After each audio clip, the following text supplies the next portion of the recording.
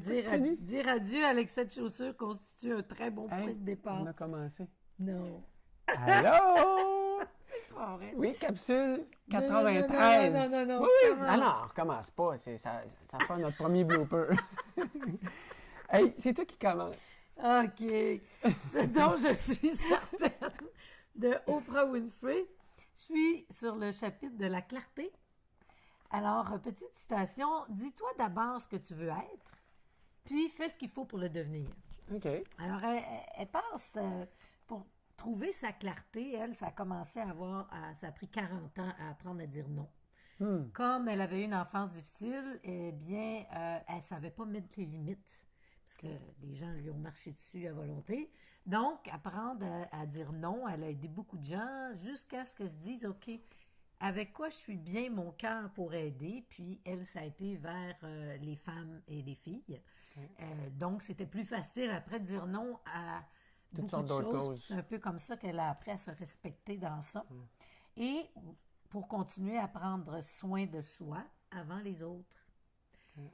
On peut penser que c'est égoïste, mais c'est vraiment le principe de, en avion, mets ton oxygène avant d'aider les autres, parce que peut-être que tu ne pourras plus les aider. Donc, prenons soin de nous-mêmes. Ça fait partie de la clarté pour avancer chaque personne. Et d'arrêter de perdre du poids. Perdre du temps, ça vient au poids, parce qu'elle a perdu beaucoup de temps à se concentrer sur son poids. On sait qu'elle était un peu yo-yo, Oprah, et l'obsession de maigrir, puis de faire un régime, puis là, de le reprendre, puis de regarder la balance, puis là, cette journée-là, ça marche pas parce que la balance, elle dit pas qu'est-ce qu'elle veut, puis donc de pas laisser un chiffre décider de comment sa journée Son humeur de la journée. Son humeur de la journée. C'est brillant. Et pour terminer, les choses. Faire le ménage de nos choses. Et elle se plaît à le dire, elle a un petit penchant pour les chaussures. Puis, si on a trop de choses, on n'a pas de place pour mettre du véridique, des trucs qui sont moins superficiels.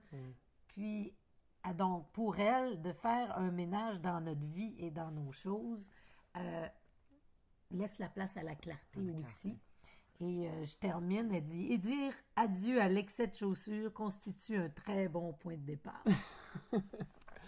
OK. Fait que tu étais très inspirée ce matin. Je t'ai vraiment eu, hein? Ben moi, je suis dans ma lecture Père riche, Père pauvre. Faut quand même rappeler que c'est lui, cet auteur-là, qui était coaché par son père très instruit, qui était professeur à l'université, puis qui travaillait au gouvernement, et son père riche, qui était un homme d'entreprise, qui peut aller à l'école. Et je suis vraiment dans la controverse. Je veux dire, là, je suis dans le chapitre « Travailler pour apprendre, ne travaillez pas pour l'argent ».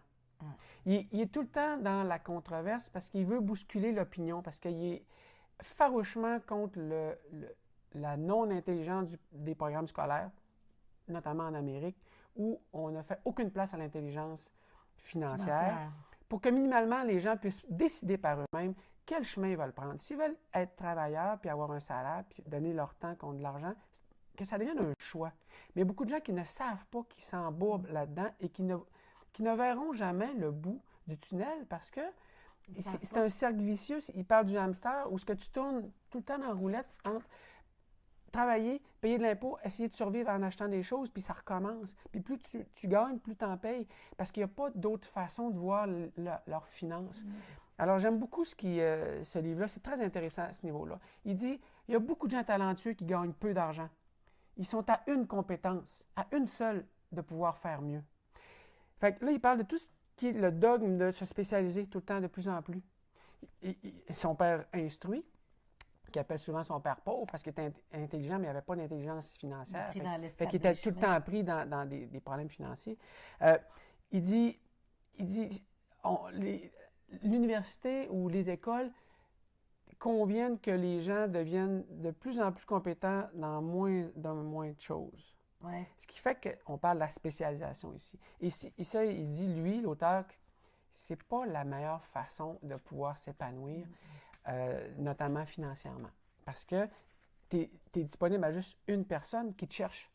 Tu es trop spécialisé. Bonne chance pour la trouver. D'ailleurs, souvent, ces gens-là ne travaillent pas dans leur domaine. Bien, ça arrive. Son père riche, il disait, t'es mieux d'avoir un peu moins de compétences, mais dans beaucoup de choses variées, pour avoir une idée de l'ensemble. Moi j'adore ça. Écoute, je finis parce que je ne vais pas prendre trop de temps. Tu l'as tout pris. Oui, mais il y a une partie que tu m'as pris au début. Il dit, qui sont vos professeurs? J'adore celle-là. Ah ouais. Il est important de choisir des professeurs qui ont déjà fait quelque chose. Ce que vous voulez faire. C'est qui ton coach?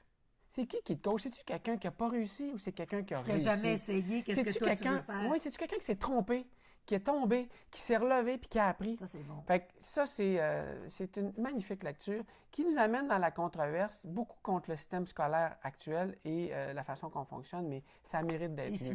Et financier, évidemment. Ben voilà. Alors, avec tout ce qu'on a fait comme niaiserie ce matin, à demain!